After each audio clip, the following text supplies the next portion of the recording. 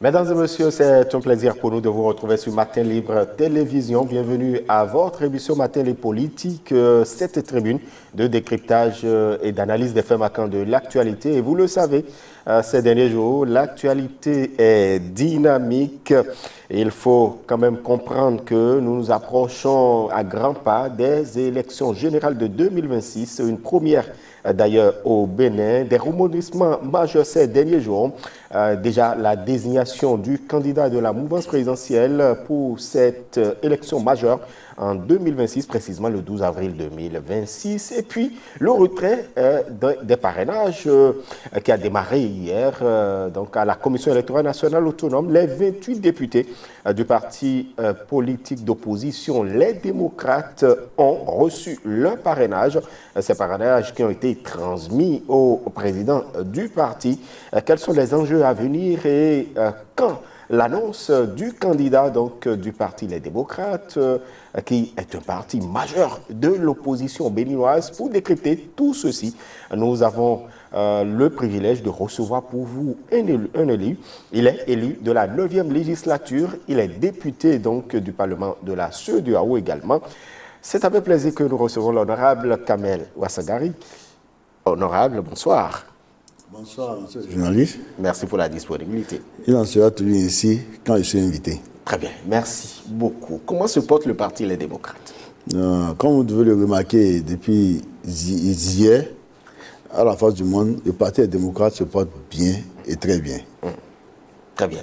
Et nous avons constaté, et on a d'ailleurs diffusé sur nos antennes, sur les antennes de Matin Libre Télévision, hier les 28 députés étaient donc à la Commission électorale nationale autonome pour retirer le parrainage, le précieux sésame. Vous avez décidé d'aller ensemble. Pourquoi cette décision?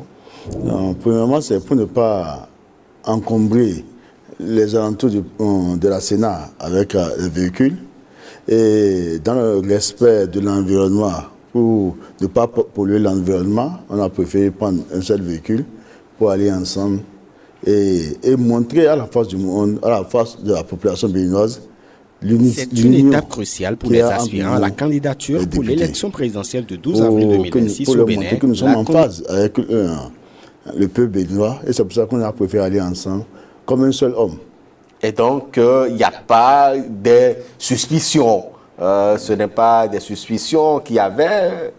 Il n'avait aucune suspicion. Comme vous devez le savoir, il y a eu une session extraordinaire qui a eu lieu la veille. Et c'est pendant la pause que nous avons décidé, on a tenu une séance, nous les 28 députés, nous avons décidé d'aller ensemble pour retirer le parrainage dès le premier jour. Voilà. Et vous avez reçu le parrainage, vous êtes allé au siège de votre parti politique, vous avez remis donc à main propre au président du parti le parrainage.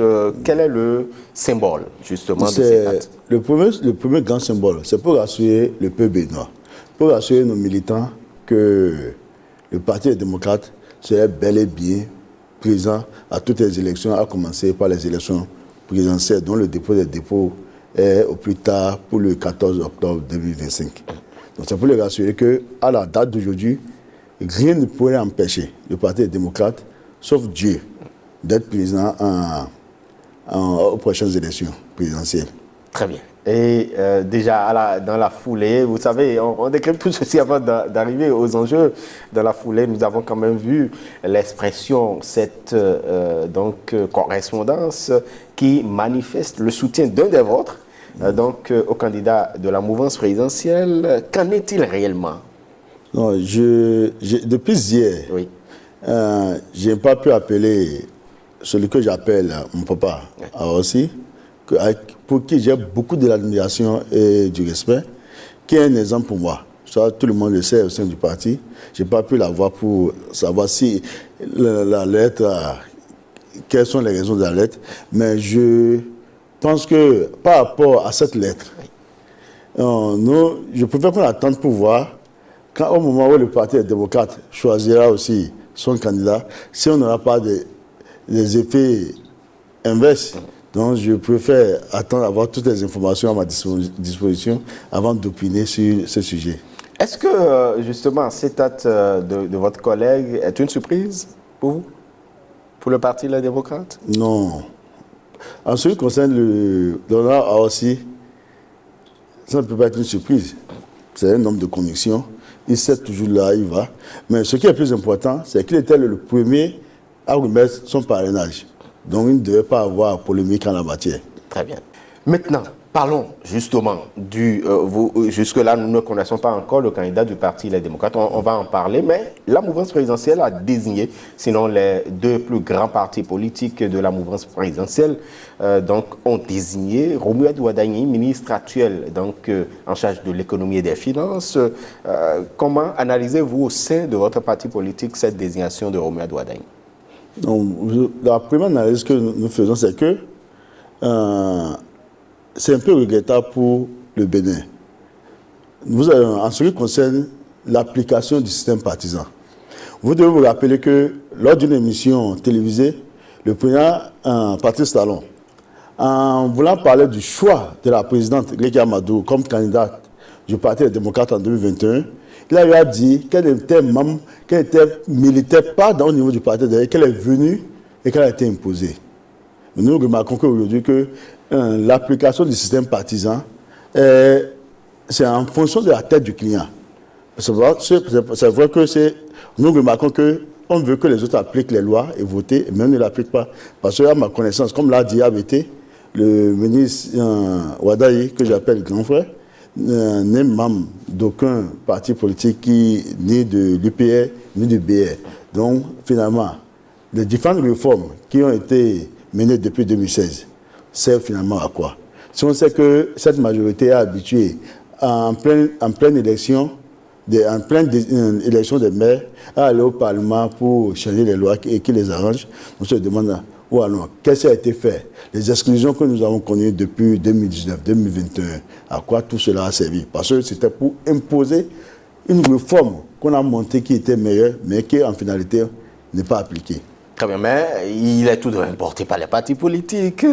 Est-ce qu'on pourrait dire que c'est en dehors des partis? Je parle de cette manière parce que le Parti démocrate était libre de porter aussi qui il voulait en 2021. Mais le président Patrice Talon avait dénoncé sur les chaînes internationales. Mais aujourd'hui, il fait pareil. Très bien. Et donc, c'est la première analyse que vous faites? C'est la première analyse que je fais. Voilà. La deuxième analyse, on sait que Romuald Wadagni, c'est un jeune, 49 ans à peine, et tout cela, et cela suscite tout de même un émoi chez certains acteurs politiques, même des aînés. Voilà. Quel est votre regard? Non, de toute façon, je dis, il faut attendre la désignation du duo du Parti des démocrates pour voir quel est le parti qui a pu déterminer le plus jeune, parce que 49 ans, oui, c'est jeune, et c'est à féliciter, mais attendons la désignation du Parti des démocrates. Mais la question qu'on se pose, à quand la désignation donc, des candidats, sinon du duo candidat pour la présidentielle du 12 avril 2026 au niveau du Parti Les Démocrates? Nous voulons faire comprendre aux gens que nous ne nous alignons pas au calendrier du président Patrice Talon de la mouvance présidentielle. Le Parti des démocrates a des statuts et règlements intérieurs qui nous imposent des périodes de désignation. C'est vrai qu'il y a eu des modifications du code électoral qui ont ramené le dépôt des dossiers à 6 mois, en ce qui concerne les élections présidentielles, à 6 mois avant le scrutin. Mais le Parti des démocrates n'a pas eu le temps d'aller à un congrès pour modifier cette texte. Mais il est clairement dit au niveau du Parti des démocrates que la désignation du candidat en ce qui concerne l'élection présidentielle doit se faire 6 mois avant l'ouverture de la campagne électorale. Donc ça veut dire que si nous devons, dans le respect de nos statuts, nous avons encore quelques semaines à grignoter avant de désigner notre candidat. Donc on peut s'attendre à la désignation de notre candidat à partir du 1er octobre. Et donc vous n'avez aucune pression? Aucune pression. Je dis que nous ne regardons pas le calendrier de la mouvance. Nous respectons nos statuts et règlements intérieurs. Et je pense qu'actuellement, nous sommes en contact avec les militants. Sur nos bases, on travaille dans ce sens, ce qui est plus important. Et très très bientôt, le processus a d'une manière ou d'une autre démarrer. Mais nous allons rendre public maintenant les différentes étapes. Mais chez nous, aucun candidat ne serait imposé. on ne se réveillera pas et voir sur les réseaux sociaux qu'un candidat a été désigné et demander au parti de faire des communiqués. Nous allons respecter le processus. Nous irons dans la mise en place du comité ad hoc de candidature qui va recevoir tous ceux qui ont des ambitions, les écouter, faire un rapport et on ira au Conseil national ou bien au Congrès. Et c'est là le Congrès, les militants venus de toutes parts vont désigner quel est le duo qui va porter le Parti des démocrates pour les prochaines élections présidentielles. Donc chez nous, il n'y a pas... À quel niveau on est actuellement, honorable? À quel niveau vous êtes actuellement dans ce processus que vous nous avez quand même dévoilé un peu? Vous savez, avant qu'on ne lance ce processus, il faut que l'administration ouvre la disposition aux potentiels candidats de toutes les pièces administratives. Très bien. Nous, depuis plus de 2 mois, nous avons écrit à la Direction générale des impôts pour demander d'ouvrir la plateforme pour que les potentiels candidats puissent demander leur quitus fiscal. Juste maintenant, ce n'est pas encore fait. On est proche, mais il faut, parce que nous connaissons le jeu auquel joue le gouvernement. Et on parle de la ruse et de la rage. Nous ne voulons pas qu'on ruse avec nous. Nous voulons avoir des candidats qui ont déjà toutes les pièces à jour avant de lancer le processus. Et c'est pour ça que nous attendons à 1 mois et demi de dépôt des dossiers des élections, des candidatures pour les élections présidentielles. Il est temps au moins que l'administration, que la Direction générale des impôts ouvre la délivrance du quitus fiscal. Encore qu'on sait que c'est les élections générales ou là les élections législatives et les élections communales. En 2023, on avait du mal à avoir un seul quitus fiscaux parce que lorsqu'on est allé à la Cour constitutionnelle, le DG Impôts a dit que le nombre de demandes était très élevé pour le temps court qu'ils avaient. C'est pour ça que tout le monde n'a pas pu avoir. On sait qu'on veut ruser. Donc c'est pour ça qu'on demande d'abord que la Direction générale des impôts nous délivre les quitus fiscaux, ouvre la plateforme pour que les demandeurs puissent avoir leurs quitus fiscaux et nous allons lancer. Mais c'est dans le respect de nos tests qu'on fera la procédure de désignation de nos candidats. Très bien. Est-ce que déjà au niveau du parti, il y a quand même des présidentiables honorables? Non, tout militant est présidentiable. Tout militant qui a 40 ans au moins et 70 ans au plus est présidentiable au niveau du Parti démocrate. Vous savez, je tiens toujours compte de nos tests. Il est dit aucune fonction au sein du parti, au niveau national, départemental ou circonscription électorale, ne te privilégie pas par rapport à un simple militant. Ça veut dire chez nous, au Parti démocrate, ce n'est pas parce que je suis, secrétaire administratif du parti que je serai priorisé dans les positionnements par rapport à un simple militant à la base. On lance le processus, il y aura la période d'appel à la candidature et tous ceux qui ont des ambitions vont déposer leur dossier, que ce soit au niveau du bureau national ou bien un simple militant qui n'a aucune responsabilité dans le parti.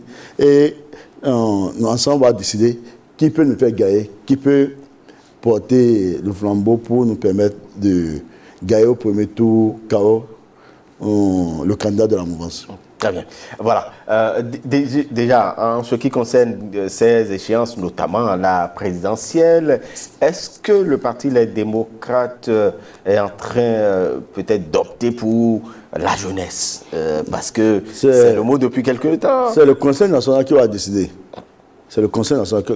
Mais vous devez remarquer déjà que le Parti des démocrates est le seul parti, pour l'instant, qui a lancé le processus déjà des échéances des élections générales. Vous devez remarquer que, en ce qui concerne les élections communales, législatives, nous avons demandé déjà aux militants de préparer les dossiers. C'est ça que nous sommes déjà dans le bain et nous travaillons dans ce sens. Mais en ce qui concerne la désignation, c'est le Conseil national qui va décider.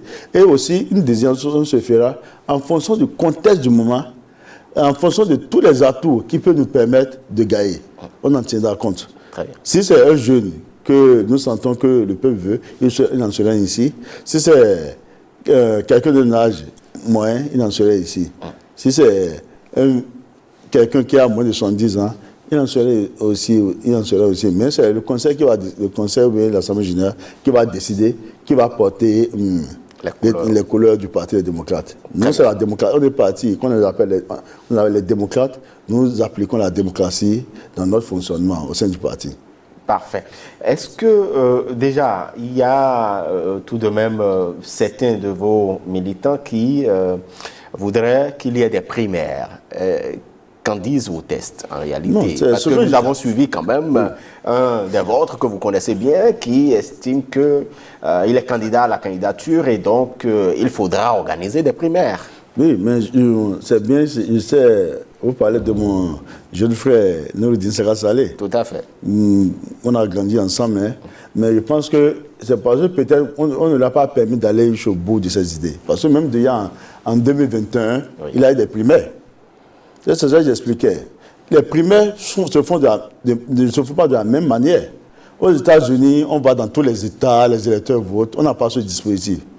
En France, ils font souvent une grande assemblée générale où les gens viennent. Et c'est ce qui se fait un peu, ce qui se fait au niveau du Parti démocrate. J'expliquais, je prends mot pour mot. On met en place le comité ad hoc de candidature. Le comité ad hoc de candidature n'a pas qualité pour désigner des candidats. Mais le comité ad hoc de candidature a qualité pour réceptionner les dossiers des candidatures, des potentiels candidats, les écouter et faire un rapport qui serait présenté au Conseil national ou bien à l'Assemblée générale. Et c'est ceux qui sont invités pour le Conseil national ou l'Assemblée générale, c'est lors de cette assemblée que le candidat serait désigné. Et c'est ce qui a été fait en 2021. C'est au Conseil national que la présidente qui Amadou a été désignée. Ce n'est pas quelqu'un qui l'a désigné. Vous devez remarquer, en ce moment, en 2021, le président du parti était le président Éric Condété. Exactement. Mais c'est une autre personne qui avait été désignée. Donc ça veut dire que chez nous, on n'impose pas un candidat, c'est le candidat désigné par la majorité qui va représenter le parti lors des prochaines élections. Très bien. Il y a beaucoup certains acteurs politiques, notamment vos adversaires, qui parlent de ce qu'il y a des tensions à l'interne du Parti Les Démocrates. Qu'en est-il très exactement? Je pense que l'image que nous avons projetée hier montre vraiment s'il y a des tensions ou pas. On est allé ensemble, on est toujours ensemble. Après ça, on est allé remettre tous les 28 parrainages ensemble pour être en lieu sûr. Parce que vous savez, l'idée même de remettre les parrainages, c'est pour notre sécurité au fait. Parce que il y a souvent des gens qui vont souvent à l'extrême. Moi, personnellement, je ne peux pas me sentir en sécurité si j'ai le parrainage chez moi, garder devant j'ai passé la nuit. Parce qu'on sait qu'un seul parrainage de manquer peut empêcher le peuple d'être libéré de la misère que nous subissons depuis 2016. Donc c'est pour ça qu'on a préféré sécuriser nos parrainages et nous sécuriser nous-mêmes en tant que députés en remettant les parrainages en un seul lieu et dans les mains de la personne que nous pensons qui est plus sécurisée que nous, à savoir le président du parti, le président Dr Ishola Thomas Bodiyayi. Donc ce n'est pas une contrainte, ce n'est non, pas... aucunement. Parce que certains observateurs... Je prends un exemple, je prends le cas de l'honorable Awassi, qui peut faire une contrainte contre le président Awassi. Non. Personne. Je vous ai dit que le président, que j'ai du respect, c'est une homme de... Personne ne peut le contraindre à faire ce qu'il veut. Si le président Awassi me m'a remis, c'est parce que nous sommes des démocrates et nous avons une vision, on a retenu ensemble qu'on puisse remettre. Et c'est ce qui a été fait. Donc si quelqu'un comme le président Awassi fait partie des 28, ne venez pas me dire que quelqu'un a été contraint de quelqu'un. Chacun est libre. Très bien. Donc il y a la démocratie au sein du parti. Il a la démocratie. Est-ce que les autres forces politiques de l'opposition, parce que vous vous retrouvez tout de même dans un cadre de concertation, donc des forces politiques de l'opposition, est-ce que les discussions, ces forces-là vont participer également à la désignation de votre duo? Les 28 parrainages du Parti des démocrates ne sont pas que les parrainages du Parti des démocrates. Ce sont les parrainages de toute l'opposition, de ceux qui ne sont pas d'accord. Et lorsqu'on va mettre en place le comité ad hoc de candidature, qui va recevoir tous ceux qui ont des ambitions, toutes les forces politiques de l'opposition qui ont des potentiels qui peuvent aussi venir postuler. Et ensemble, nous allons les écouter et faire le bon choix.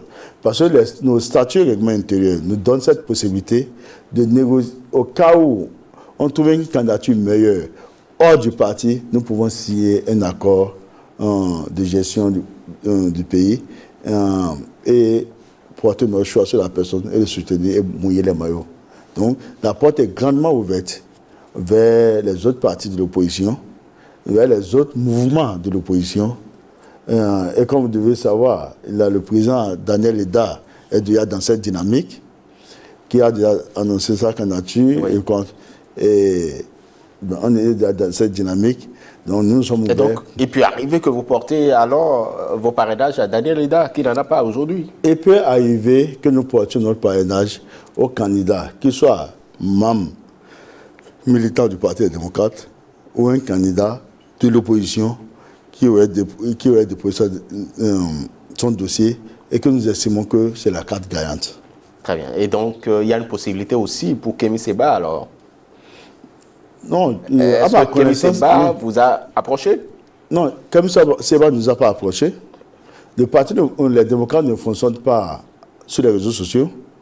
Le président Daniel Eda, dès le départ, nous a écrit pour nous informer de sa volonté d'être candidat. Ce que nous attendons de tous les potentiels candidats qui veulent le parrainage du Parti des démocrates. Parce que nous devons rendre compte également à nos militants. Le Parti des démocrates ne se gère pas au niveau national, ni par le président. Le président Yahi permet à tout le monde de s'exprimer au niveau du Parti des démocrates. Quel est le rôle que l'ancien président Boni Yahi veut jouer pour justement ces élections à venir? L'ancien président Boni Yahi, c'est le président du Parti des démocrates, oui, qui a capitalisé à cette expérience, qui demeure à la date d'aujourd'hui le Béninois le plus populaire au niveau de la classe politique. Ah bon? Ouais, oui. Mais qui a beaucoup appris de son passé, qui aujourd'hui qui est un bon leader, qui nous amène dans une école pour qu'on comprenne que c'est ensemble, quel que soit notre bord politique, qu'on doit travailler ensemble pour le développement du pays. Nous ne pouvons pas à aucun moment mettre d'autres fils de pays d'un côté pour penser qu'on est les plus intelligents. Ce n'est pas le moment qui font les enfants les plus intelligents. Tous les parents font des enfants intelligents. Il suffit de le mettre dans les mêmes conditions. Et c'est pour ça que nous pensons que dès 2026, nous allons renaître ensemble. Nous allons renaître ensemble, corriger tout ce qui est à corriger pour qu'ensemble nous pouvons impulser le développement du Bénin. Et c'est possible. Vous êtes élu de la 9e législature. Quel regard portez-vous sur la 9e législature? C'est vrai que c'est ma première expérience à l'Assemblée, mais j'ai eu la chance quand même de suivre les déroulements des autres législatures, mais je me dis que ça a été une déception. Une déception? Une déception, pas par rapport à moi, mais par rapport à ceux qui ont dirigé le Parlement. Vous voulez parler de la conduite des travaux? Oui, la conduite des travaux, le bureau. Mais on a été dans un Parlement où la majorité était, avec une grande majorité, la mouvance présidentielle, l'opposition avait été en minorité, mais il n'y avait pas d'échange. Ce n'est pas ce qu'on voyait. Les gens ne réfléchissaient pas, on nous amenait les dossiers qu'on voulait. C'est que tout ce qui pouvait égratigner le pouvoir, tout ce qui pouvait amener le pouvoir à venir dire la vérité, à présenter des situations au peuple, on ne programmait pas. Alors qu'on dit qu'on est là pour le peuple. Mais heureusement que très très bientôt, ça c'est fini. Et le peuple va décider de ce qu'il voudrait pour la suite. Qu'est-ce qui vous a marqué personnellement pour cette législature-là? Non, ce qui m'a beaucoup marqué, c'est le fait qu'on ait pu dire non à une possibilité de troisième mandat en bloquant le 1er mars 2024 la tentative de révision de la Constitution. Les gens ne peuvent pas comprendre la portée de ce blocage. Les gens ne peuvent pas comprendre, mais nous on savait qu'on ne pouvait plus contrôler la suite s'il y avait une révision de la Constitution, s'il y avait interprétation du juge constitutionnel de la révision de la Constitution qu'on aurait pu faire le 1er mars 2024. C'est vrai qu'aujourd'hui, nous sommes fiers, nous sommes là, nous savons ce qui a été fait en arrière, dans les coulisses, pour qu'on puisse réviser faire voter la révision de la Constitution. Mais ça m'a marqué et j'en suis fier. Et si ça reprend, je vais reprendre. Parce que c'est ce blocage qui donne cette garantie aujourd'hui de dire que la mouvance ait pu désigner un candidat.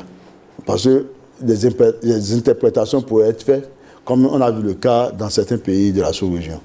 Très bien. Et quels sont les enjeux pour les élections à venir alors, pour le Parti Les Démocrates, surtout pour les communales et les législatives? Non, nous savons que nous avons la victoire en face. Nous n'avons rien à faire dans ce sens. Nous nous organisons, nous organisons méthodiquement pour gagner les prochaines élections. Et il en sera ainsi.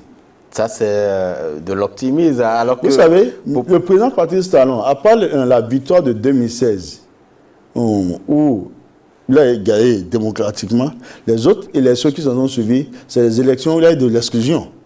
Et si vous comprenez la démarche que nous avons eue hier, en prenant les 28 parrainages et déposant ensemble, c'est un rappel à ce qui s'est passé en 2021. Parce que c'était le parrainage qui avait empêché le Parti des démocrates d'avoir un candidat aux élections présidentielles de 2021. Maintenant, c'est pour ça que je dis, aujourd'hui, nous avons toutes les pièces réunies pour avoir le candidat. Maintenant, il y aura face à face avec le candidat de point. Et le peuple va décider. Aujourd'hui, on s'est préparé. Les élections de 2023 ont été des élections tests pour nous. Ça nous a permis de voir où est-ce qu'on a certaines difficultés, qu'est-ce qui était à la base, qu'est-ce que les autres ont fait. Et en fonction de ça, on affronte les élections de 2026. Où il n'y a pas de doute, il sait que où les mains, nous allons passer. Et il y a tout de même vraiment le code électoral. Vous avez demandé à sa relecture. Ce n'est pas chose faite. C'est tout de même compliqué d'avoir 20%, surtout quand on se retrouve, quand vous êtes un seul parti où vous avez déjà choisi faire accord de gouvernance avec un parti. Vous savez, le code est chrysogène. Le code est chrysogène. La volonté du code, c'est de chercher à avoir encore un parlement monocolore, pas une autre façon d'exclusion. Le code, nous avons refusé qu'on dise que le code ne peut permettre seulement qu'aux 3 partis représentés à l'Assemblée d'avoir le candidat aux élections présidentielles. Parce que nous estimons que si c'était des critères pareils qui étaient là, le président Patrice Talon même ne pourrait pas être candidat en 2016. Parce qu'il était soutenu par moins de 5 députés et de maires. Donc si le soutien du président Patrice Talon estime qu'il a bien travaillé, donc il devait permettre aux Béninois d'avoir la liberté de choisir qui peut les diriger. Et c'est pour ça que nous avons dénoncé le code. Maintenant, la mouvance, la loi de la majorité a refusé de réviser la relecture du code. Nous en prenons acte. Mais je dis, seul le peuple béninois peut décider de qui peut avoir les 20% dans chacune des 24 circonscriptions électorales. Parce que c'est le peuple béninois qui va se lever le matin, le 11 janvier, le matin, pour aller voter. Et au soir, nous allons compter. Donc, les hommes ont fait pour eux, le peuple béninois va faire pour lui le 11 janvier. Il y a quand même, il y a tout de même un bilan qui est en faveur des candidats de la mouvance, selon certains. Il y a des infrastructures, il y a une bonne santé financière, il y a un certain nombre de choses honorables. Si on estime que nous avons travaillé, pourquoi restreindre les candidatures, les élections? Non. Il faut des règles. Ouvrez. Il y a toujours des règles. C'est ces règles qui ont permis au président Patrice Talon d'être là, mais qui ne sont pas soutenues par une grande majorité des politiciens. Il faut ouvrir. Il faut ouvrir. Ils savent. C'est comme en 2023. On ne nous attendait pas. On a de potentiels candidats qui ont été écartés. Parce qu'ils ont eu leur quitus fiscale au lendemain du dépôt des dossiers. Des potentiels candidats qui étaient en exil, d'autres en prison. Malgré ça, on est allé aux élections. On ne vendait pas cher notre peau. On n'était même pas sûr qu'on aurait 5 députés. Mais bien que dans plusieurs circonscriptions électorales, dans plusieurs bureaux de vote, le parti n'avait pas les moyens financiers pour suivre son vote dans certains endroits, nous avons vu, chez moi, dans la 4e circonscription électorale, j'ai toujours du plaisir à le dire. Je sais que j'ai le soutien de ma base. Nous avons suivi, les populations ont suivi. Non, nous avons bousillé la mouvance présidentielle.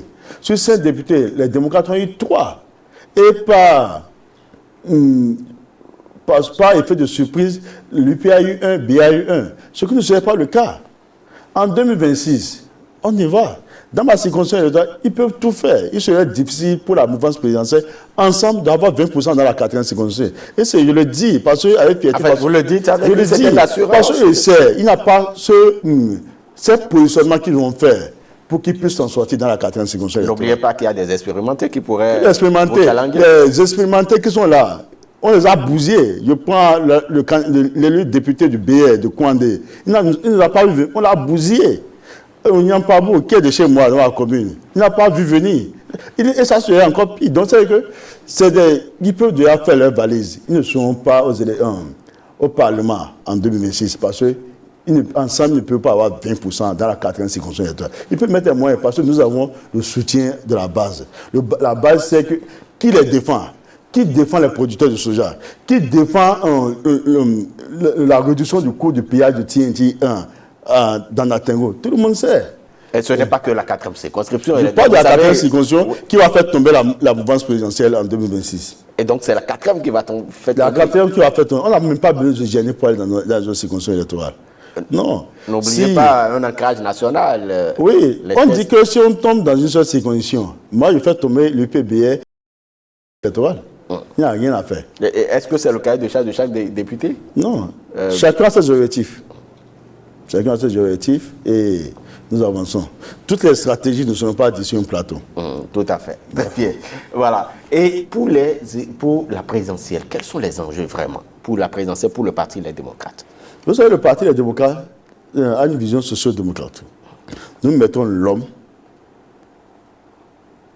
comme priorité dans tout ce que nous faisons. Les Béninois auront à choisir entre un endettement sauvage du pays et vous n'oubliez pas, c'est pour construire des routes, c'est pour de gros et de grands investissements. Mais seulement on a demandé de venir faire le point de leasing. Le gouvernement n'est pas arrivé. Nous avons demandé le coût de réalisation des infrastructures telles que les marchés construits. Le gouvernement n'est pas venu nous dire. Il ne sert à rien de dire, on applaudit la construction des infrastructures, mais pas la construction des infrastructures dans une certaine opacité. Nous voulons voir combien a coûté chaque infrastructure. Si une infrastructure doit coûter 100 francs, on vient nous dire que c'est fait à 1000 francs. Non. Avec les sous engloutis dans peut-être la construction d'une infrastructure, on peut faire 2, 3, 4. Nous avons vu le stade de l'amitié. Premier décaissement à près de 13 milliards. Impossible d'utilisation.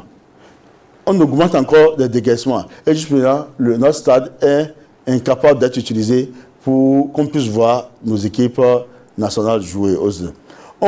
Il y a assez de choses que nous pouvons dire dans ce sens. C'est comme la construction du siège de l'Assemblée.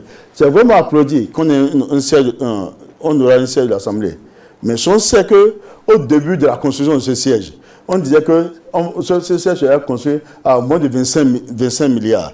Et que le ministre conseiller Jacques Ayadi vient nous dire qu'on est à plus de 118 milliards. Plus que le coût de réalisation est à plus de 2,3 fois ce qui était prévu dans le financement de base. On a des questions à se poser. On dit alors, venez nous dire combien. Et pourquoi ça? C'est ça qui fait peur à la mouvance présidentielle. Ils ont peur que le peuple béninois sache ce qui s'est passé. C'est pour ça que vous allez voir. C'est comme au Sénégal. On applaudissait que tout était beau. Mais après le départ du système, nous avons vu qu'il y a des glissements. La Banque mondiale est venue. C'est ça qu'on ne veut pas que le peuple béninois sache. Ce qu'on nous cache. Et très bientôt, le peuple béninois va savoir.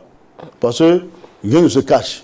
Très bien. Et donc, l'un des enjeux pour la présidentielle, pour vous, c'est l'humain au centre des actions. Des actions. Et déjà, en fait, quand vous le dites, c'est comme si l'actuel régime ne le fait pas. L'humain, tout de même, les routes, c'est pour les humains. Telle infrastructure, c'est pour les humains. Et ce qui est intéressant, le président Patrice Talon, lorsqu'il a pris le pouvoir, il a dit que le président Yahya Boni a signé pour des contrats à plus de 1200 milliards de francs CFA. Et qu'il trouve que c'est trop, que les routes ne sont pas des priorités et qu'il faut prendre une partie pour investir dans l'agriculture. Mais à notre grande surprise, c'est ce régime qui applaudit la construction des routes. Ça veut dire qu'on ne s'était pas trompé parce que nous sommes convaincus que le développement passe par le développement des routes. Et ce n'est pas le régime actuel seul qui a construit des routes. Nous reconnaissons que l'administration est d'une continuité. Et que si on vient au pouvoir, c'est pas qu'on va se mettre à casser tout comme eux le font. Heureusement qu'ils n'ont pas cassé le péage, l'échangeur de Goudovin. Mais nous reconnaissons, il faut prendre ce qui a été fait, améliorer ce qui est améliorable, ce qui est bon, applaudir, et faire de nouvelles choses pour des générations à venir. Et c'est ce à quoi nous pensons, parce que nous les Béninois, nous sommes fils d'un même pays. Et que nous sommes convaincus que c'est ensemble que nous pouvons développer le pays et non laisser certains de nos frères comme des apatrides, des exilés et en prison. Parce que vous devez savoir, lorsque le président Yahya Boni prenait le pouvoir en 2006, à peine il avait moins de 7000 de Béninois en prison. Lorsqu'il quittait le pouvoir en 2016, il avait toujours moins de 7000. Mais alors, grâce de 2016 à la date d'aujourd'hui, on a plus de 18 000 prisonniers. Donc, ça veut dire que le régime excelle. Au moins, dans ce sens, on ne peut pas démentir en mettant nos frères, nos fils dans nos prisons.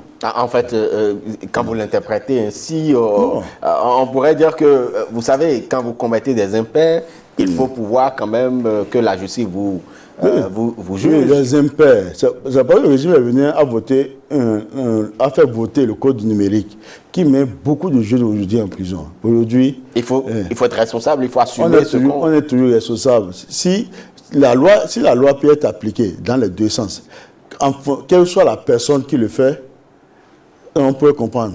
Mais on a encore l'impression que le code numérique est dirigé vers les opposants, vers ceux qui ne sont pas d'accord avec le régime.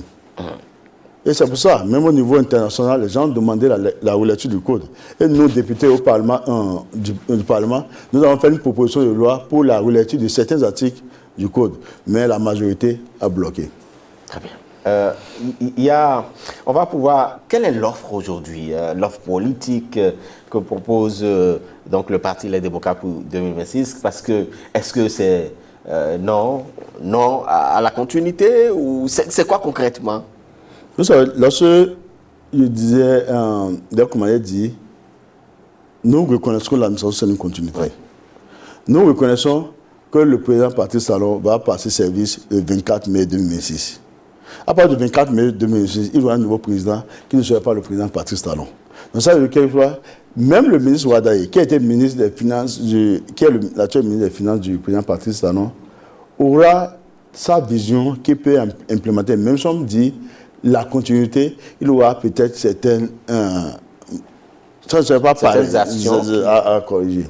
Mais nous, je disais que nous sommes un parti social-démocrate. Le président du parti est le président Yahya Boni. Je reconnais. Il y a de belles choses. Tout n'a pas été rose. On peut s'inspirer de ce qui s'est passé depuis la conférence nationale, de ce que nous avons connu.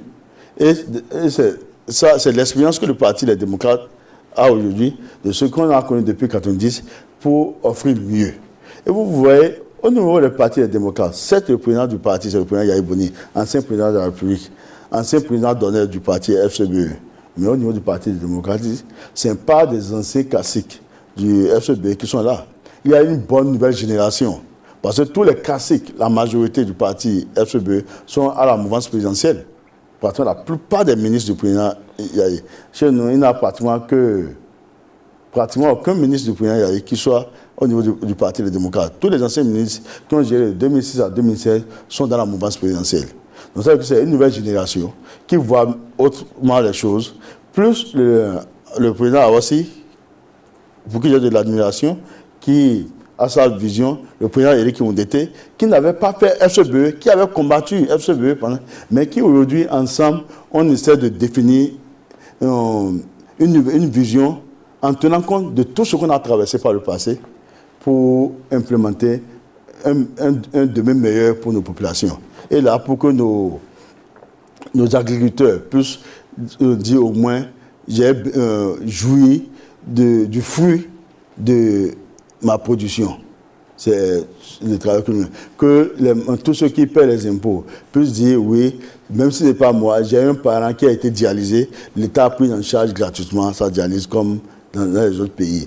que les gens puissent se dire, oui, aujourd'hui, j'ai au moins, même si je n'ai pas assez d'argent, j'arrive à au point faire facilement mes 3 repas par jour. C'est ce à quoi nous avons réfléchi et c'est ce que nous allons proposer très bientôt au peuple béninois. Et à quand la connaissance donc, de l'offre politique du Parti Les Démocrates? Vous savez, si vous, de façon officielle, oui, l'offre politique du Parti démocrate viendra avec le choix. Tout est en train d'être peaufiné. Mais déjà, dans nos sorties, nous sortons quelques briques pour que les gens puissent savoir. C'est comme en agriculture, dans le domaine agricole. Dès les premières semaines, il y aura une banque de l'agriculture qui va permettre aux producteurs d'avoir plus de facilité à des taux très, très réduits pour leur production. Et donc, vous visez sur l'agriculture? Non, nous visons non seulement sur mais sur la technologie et la connaissance. Vous savez, je dis, il y a assez de brevets. Je pense, je suis convaincu qu'on n'a pas besoin de chercher du financement pour dire que nous voulons créer de nouveaux brevets, avoir des brevets pour des découvertes que les gens ont eu à faire, que nous pouvons utiliser pour notre développement. Il y a assez de brevets qui sont aujourd'hui rentrés dans le domaine du public, que nous pouvons utiliser et appliquer à notre manière pour accélérer notre développement. Et on a des compétences au Bénin qui peuvent bel et bien faire. Il suffit de croire aux Béninois et le développement va s'accélérer. On peut tout faire avec les Béninois. Et donc, pour vous, il n'y aura pas donc, de compétences à venir d'ailleurs? Non, on n'a jamais dit cela. Il y a des domaines où nous avons besoin des compétences avec qui nous avons des contrats de travail, des contrats de service ponctuels pour pouvoir bien avoir des conditions de former les Béninois pour qu'après un temps, qu'ils puissent laisser. Et donc, il y aura un transfert de compétences? Il y aura un transfert de compétences. Parce que, en grand souci, je prends par exemple le port autonome de Cotonou, la SBE. Il y a des expatriés qui sont venus, mais nous n'avons pas senti le changement que ces expatriés ont amené. Au contraire, on se réveille un matin, on dit que telle personne a démissionné et une autre personne vient. Donc, ils ont changé d'entreprise, la société qui gérait. Donc, c'est pour ça que nous pensons qu'il faut qu'il y ait un transfert. Tout de même, le port autonome de Cotonou se porte mieux qu'hier. Cherchez à voir entre 2016 et aujourd'hui quel est le niveau d'endettement du port autonome de Cotonou. Moi, je travaille avec les chiffres. Je ne peux pas parler comment non, parce qu'au moins j'ai la chance, je fais partie de ceux qui étudient le budget général de l'État. Et parmi les entreprises qui nous font plus endetter au port, au Bénin, il y a le port autonome de Cotonou et la CIRAT. Si nous parlons, nous savons de quoi nous parlons. C'est dommage l'arrivée de ces expatriés. Le Bénin aurait pu faire mieux. Est-ce que l'endettement n'était pas nécessaire pour pouvoir corriger un certain nombre de choses? Mais quel est l'apport du port autonome dans le budget général de l'État après 10 ans d'exercice?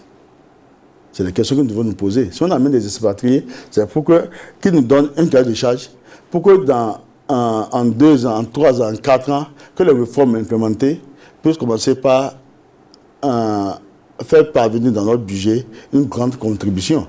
Mais si au même moment, ces réformes nous amènent à utiliser le port pour dire qu'on recherche de financement sérieux, c'est encore plus grave.